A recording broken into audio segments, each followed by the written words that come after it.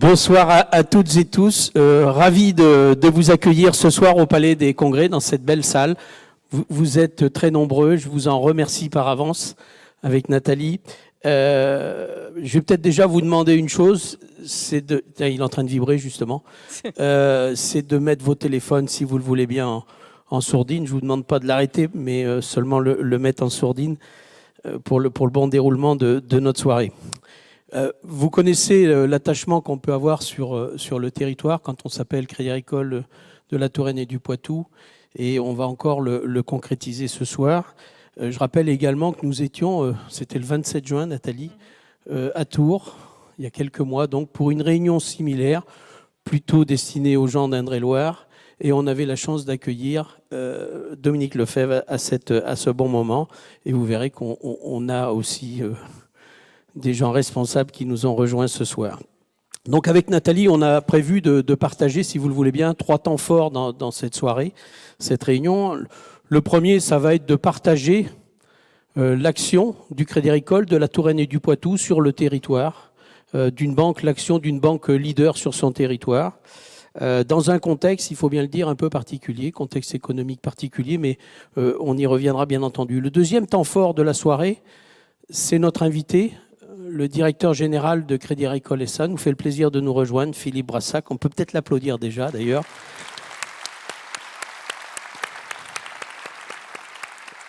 Et donc, c'est beaucoup d'honneur qu'il nous fait en nous rejoignant ce soir. Et puis, la troisième partie, nous parlerons des transitions. Les transitions, des choses qui nous concernent, transitions, 2 tables rondes pour parler de ces transitions, à la fois les transitions environnementales et les transitions sociétales. Mais peut-être avant, je vais demander à notre nouvelle directrice générale de se présenter rapidement, si elle le veut bien. Merci Odé. Bonsoir à toutes et à tous. Donc, en effet, je vous ai rejoint il n'y a pas tant de temps que ça, mais j'ai l'impression d'être avec vous depuis déjà des années. Je suis arrivée en mars dans ces 2 beaux départements et dans cette belle caisse régionale.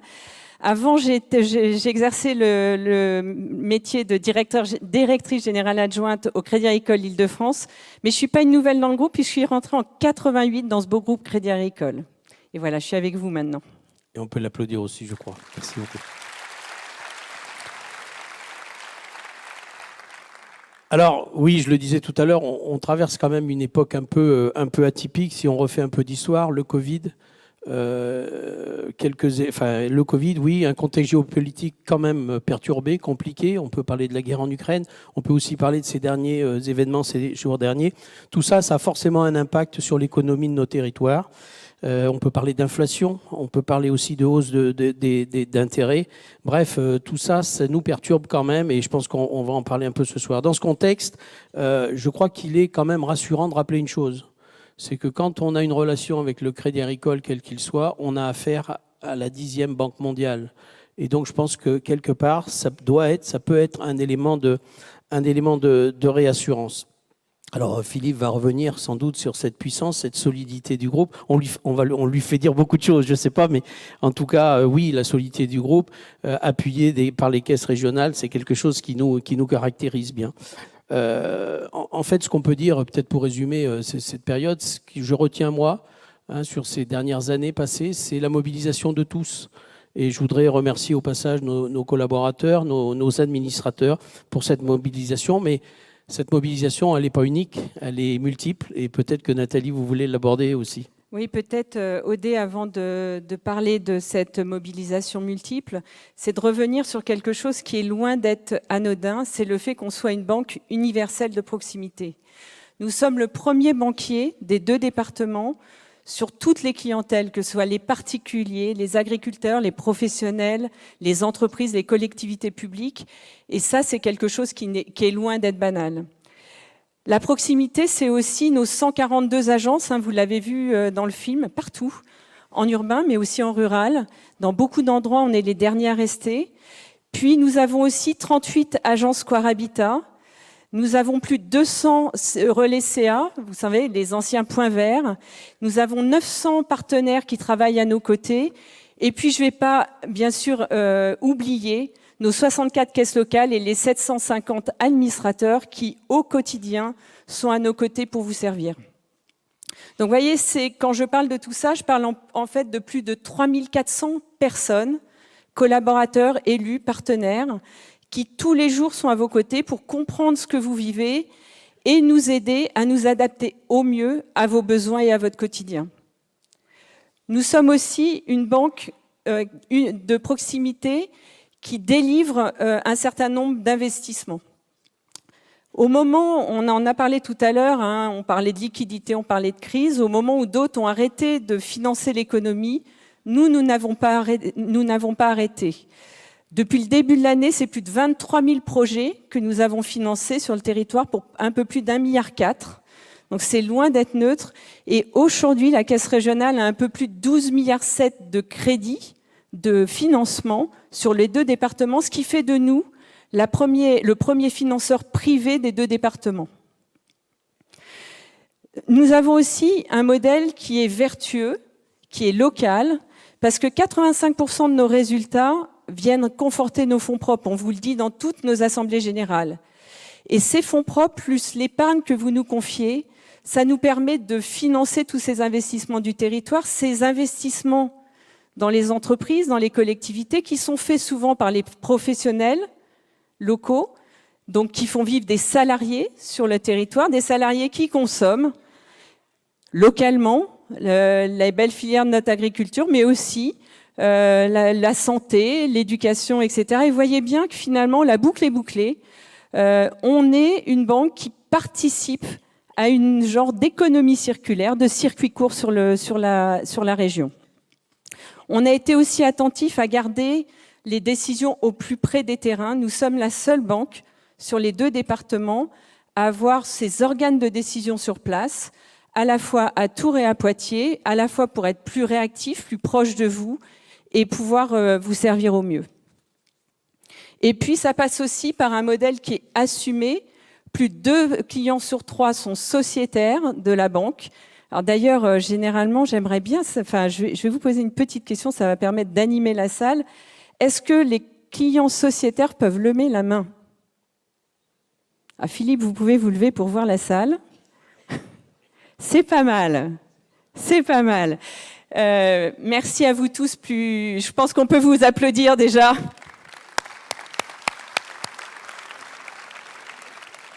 Pourquoi? Parce que finalement, vous êtes l'image vivante de notre modèle. C'est vous qui portez nos valeurs au quotidien sur le territoire et je vous en remercie. Ce qu'on a aussi comme particularité, c'est de pouvoir accompagner toutes les transitions. C'est une vraie volonté de la Caisse régionale. Et donc, quand on parle de transition, on parle évidemment de transition énergétique, environnementale, mais aussi sociétale. Odé, est-ce qu'on peut en parler un petit peu ensemble? Alors, oui, on peut. Environnemental, peut-être d'abord, pour commencer. Environnemental. Alors, je vais peut-être faire un rappel quand même. Souvent, on lit dans la presse ou dans les médias, le groupe Crédit Agricole est souvent attaqué par les ONG sur ces sujets de transition environnementale. Je voudrais juste rappeler un fait, c'est que le groupe Crédit Agricole, dans son ensemble, est le premier financeur des énergies renouvelables en France. Donc ça tamponne un peu les critiques qui peuvent être faites et les efforts. Et c'est dommage parce que ça aggrave un peu les efforts qui sont faits dans ce domaine. Donc je trouve que ça méritait d'être rappelé. Pour ce qui nous concerne, la Caisse régionale de la Touraine et du Poitou, il faut le dire, et je pense que pour la plupart, vous le savez, ça fait 15 ans qu'on investit sur les énergies renouvelables dans notre caisse régionale. On a démarré principalement avec du photovoltaïque. Voilà, et ça représente des chiffres forcément à la fin. Je parlais d'engagement, c'en est un. Aujourd'hui, au moment où je parle, on a 836 millions d'euros engagés sur les ENR. Donc c'est pas rien. C'est beaucoup, mais je pense on va aller plus loin encore. On a des équipes, on a des ambitions, et pour ça, il faut avoir des équipes. On a des équipes spécialisées dans ce domaine depuis 2018, avec des ingénieurs, enfin des gens qui travaillent sur ces sujets-là. Et d'ailleurs, ces équipes-là travaillent pour 4 autres caisses régionales de Car-Centre, enfin la région Centre, au service de 4 autres caisses régionales. C'est une fierté qu'on se plaît à partager avec vous. Des équipes dédiées, je le disais, mais aussi des offres clés en main, une capacité à pouvoir accompagner toutes les formes de NR, avec l'appui, évidemment, on ne fait pas ça tout seul, avec l'appui de partenaires, je pense que on va le découvrir tout à l'heure, partenaires, installateurs, énergéticiens, qui sont sélectionnés pour leur qualité du travail, et puis sur aussi le fait que ce soit des territoriaux. Donc c'est un point important qu'on voulait partager. Mais il y aura une table ronde tout à l'heure, donc j'en dis pas plus. Seulement, juste peut-être un mot supplémentaire sur la partie ENR, c'est qu'on s'est aussi doté, la caisse régionale s'est aussi dotée de moyens supplémentaires. On a constitué un fonds, on a l'ambition d'atteindre les 100 millions d'euros en 2025 d'engagement, une capacité à pouvoir investir sur ces sujets. Parlons maintenant de la transition sociétale, si vous le voulez bien, Nathalie. Elle est au cœur de nos préoccupations. Ça fait partie de notre ADN au Crédit Agricole en tant que banque coopérative et mutualiste. 2 millions, on ne donnera pas beaucoup de chiffres ce soir, mais 2 millions. 2 millions, c'est le montant que la caisse régionale engage avec nos partenaires, les associations, qui sont principalement du sport, de la culture, de l'éducation, bref, de la santé, du bien-être ou du bien vieillir. Enfin, tous ces éléments-là, c'est des engagements constants que l'on mène et c'est lié à notre statut et nos valeurs. Tout ça, ça nous amène au devoir d'agir et d'amplifier. Alors, je regarde Nathalie parce que c'est elle qui tient les cordons de la bourse quand même. Amplifions nos moyens sur ces sujets-là et je crois que c'est important. Alors ce contexte singulier, Nathalie, je le disais, on voit que les montants sont importants. Est-ce qu'on aura toujours les moyens de nos ambitions dans ce domaine ? Alors, Odé, là c'est la minute un peu anxiogène, préparons-nous. Ça va vite passer. En fait, j'avais prévu de vous faire tout un cours d'économie, mais pour le coup, avec Philippe Brassac qui est là, je pense que là je ne serai pas à la hauteur, donc je lui laisserai. Plus sérieusement, je vais faire court. Je pense que l'actualité nous oblige à beaucoup d'humilité dans le domaine. On parlait d'actualité un peu sensible, fluctuante, incertaine. Finalement, aujourd'hui, dès qu'on ouvre un journal, dès qu'on écoute la radio ou qu'on regarde la télé, ce ne sont que des mauvaises nouvelles, extrêmement angoissantes. Donc face à ça, en fait, on pourrait avoir la volonté, quand on est une banque de notre taille, de se dire « replions-nous sur nous-mêmes et attendons que ça se passe ». Sauf que ça, clairement, ça n'a jamais été l'ADN ni du groupe Crédit Agricole, ni du Crédit Agricole de la Touraine et du Poitou. Ça, c'est absolument pas nous. Donc globalement, ce qu'on a décidé depuis des mois, collectivement, dans le groupe, c'est de continuer à agir, de continuer à être présent, de ne pas arrêter de financer l'économie, d'être à côté de ceux qui investissent, à côté de ceux qui entreprennent, à côté de ceux qui innovent, mais aussi à côté de ceux qui ont des difficultés. Donc on continuera à agir à vos côtés pour développer nos 2 départements. On en a les moyens parce qu'on est une banque solide, on en a la responsabilité collective. C'est d'ailleurs ce qu'on avait défini dans le projet d'entreprise qu'on a partagé avec un certain nombre d'entre vous. Alors, on a partagé, vous avez partagé, je n'étais pas encore avec vous, l'année dernière. Ce projet d'entreprise qui a un nom qui résonne tellement aujourd'hui, Ensemble 2025. Et ce que je vous propose, c'est qu'on revienne sur les 3 piliers de ce projet. Je rappelle les piliers. C'était un pilier autour de l'humain client, le sociétal et l'humain salarié, qui est d'ailleurs des piliers que l'on retrouve dans le projet du groupe Crédit Agricole. Odé, peut-être qu'on peut faire un point sur le premier pilier déjà. Oui, le premier. Alors je rappelle que notre projet d'entreprise, c'est Ensemble 2025. Le premier pilier, il est axé sur notre modèle relationnel et met le client au cœur du dispositif et de notre action. Alors, quand on est leader sur un territoire, ça oblige. Enfin, ça crée des responsabilités, ça oblige à l'égard de ce territoire. Nous souhaitons finalement créer encore plus de liens en interconnectant nos réseaux. Alors, nos réseaux, quels sont-ils ? Les réseaux, c'est nos collaborateurs, c'est nos administrateurs, mais c'est aussi tous nos partenaires, nos prescripteurs. Ils sont très nombreux, on pourra en donner le détail sur le territoire. Et je pense que tout ça, ces formes de réseaux, il faut qu'on s'améliore encore dans l'interconnexion. Et j'ai souvent une expression de chasseur, c'est il faut absolument qu'on chasse en meute, quoi. Et donc pour améliorer l'efficacité sur notre territoire. La proximité, c'est aussi également nos 142 agences. Nathalie le citait tout à l'heure. Nous avons pris des engagements forts autour de ces agences. on a pris l'engagement de n'en fermer aucune. Donc c'est un engagement fort.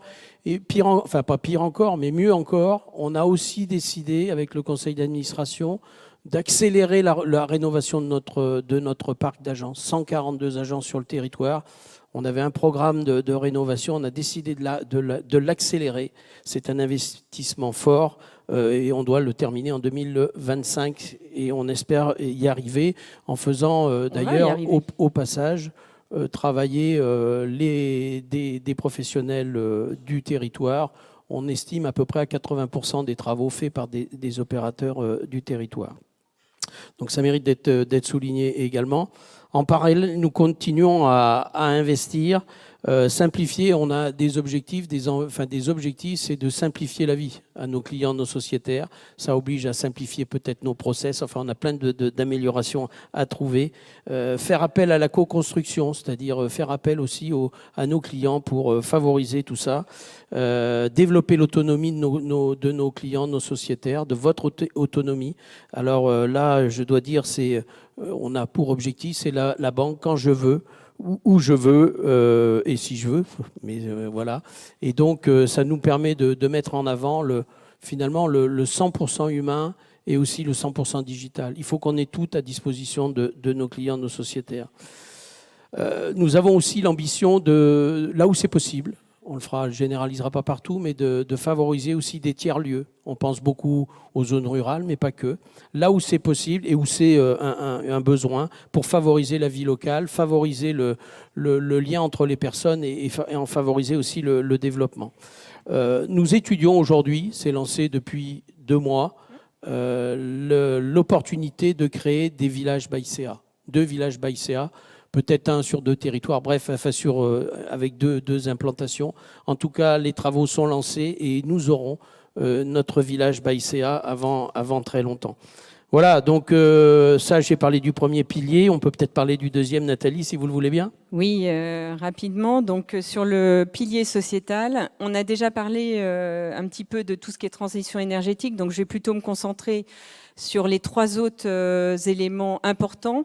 Tout d'abord, la transition de l'agriculture, la santé, bien vieillir, et puis l'éducation. Sur la transition de l'agriculture, vous le savez mieux que moi, puisque je le découvre avec beaucoup de plaisir, nous avons la chance d'avoir sur les 2 départements quasiment toutes les filières agricoles qui sont représentées, à part la pêche.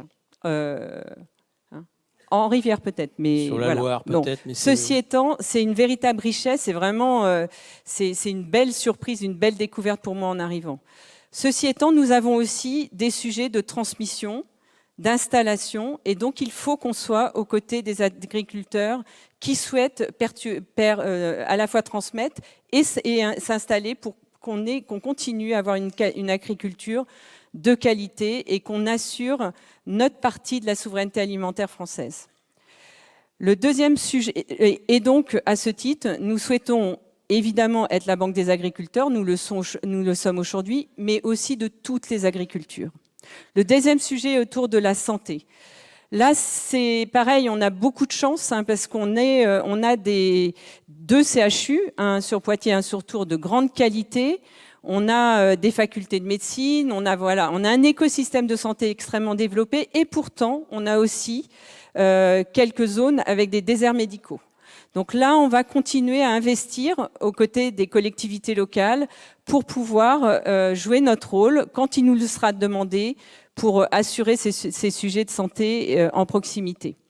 Nous sommes aussi proches des professionnels de santé et des étudiants avec des offres dédiées. Et nous allons, en ce qui concerne le bien vieillir, être à l'écoute du territoire et nous adapter à tout ce qui sera demandé localement pour pouvoir y apporter notre contribution. En ce qui concerne l'éducation, ça aussi, c'est vraiment une richesse de nos 2 territoires. C'est plus, on l'a vu dans le film, plus de 60 000 étudiants, plus de 12 000 professeurs. Ça, c'est quelque chose qu'il faut qu'on conserve collectivement. C'est une richesse pour l'avenir. Et donc, nous sommes aussi très présents autour de ces professions-là, des étudiants, des professeurs, avec des offres dédiées pour pouvoir leur permettre de réaliser leurs études dans les meilleures conditions. Donc, sur le pilier sociétal, on a aussi beaucoup de choses sur lesquelles nous sommes présents. Vous voyez qu'on a finalement beaucoup d'ambition pour nos deux territoires sur ce deuxième pilier. On parle maintenant peut-être du troisième ? Peut-être pas tout de suite. Mais... Peut-être de comment on va en parler, peut-être au début. Alors, on passe directement au troisième, si on veut. Allons-y. Donc, le troisième, c'est le pilier humain salarié. On ne peut pas dire qu'on est une banque de proximité humaine si nous n'avons pas des collaborateurs dans nos agences pour vous servir, pour vous apporter le conseil que vous attendez. On ne peut pas dire non plus qu'on est une banque de proximité humaine si nous n'investissons pas sur nos collaborateurs pour qu'ils soient de plus en plus compétents, qu'ils vous apportent l'expertise et le conseil que vous êtes en droit d'attendre. Ça veut dire quoi ? Vous le savez, dans les assemblées générales de caisses locales, on avait fait un appel au mois de février et de mars pour le recrutement pour la caisse régionale, pour qu'on ait des collaborateurs qui viennent nous rejoindre. Au moment où je vous parle, c'est un peu plus de 190 collaborateurs en CDI qui ont rejoint la caisse depuis le 1er janvier. On n'a jamais eu autant de monde qui est venu nous rejoindre et un peu plus de 400 stagiaires et alternants. Moi, j'en suis très fière. Merci à vous tous, parce que une grosse partie viennent de recommandations, à la fois des sociétaires, des élus, des collaborateurs. Donc, je voulais vous en remercier. Et on continue à recruter. Vous verrez qu'on a un kiosque qui est dédié à ça. Donc, peut-être, Odé, en conclusion. En conclusion, je ne sais pas. Peut-être une synthèse, peut-être à deux voix, si vous voulez bien. Comme vous voulez. Toutes les forces, vous l'avez compris, toutes les forces d'une banque de plein exercice en proximité, ça fait partie de nos valeurs. Nous souhaitons être utiles pour le développement de notre territoire. Une responsabilité affirmée, nos parts de marché nous le rappellent, imposent à nous de conduire les transitions sociétales que la société attend de nous. Une action qui illustre pleinement l'engagement formulé dans notre raison d'être. Et la raison d'être, c'est agir chaque jour dans l'intérêt des clients, des sociétaires et de la Touraine et du Poitou. Merci à vous tous. À l'exercice. Merci.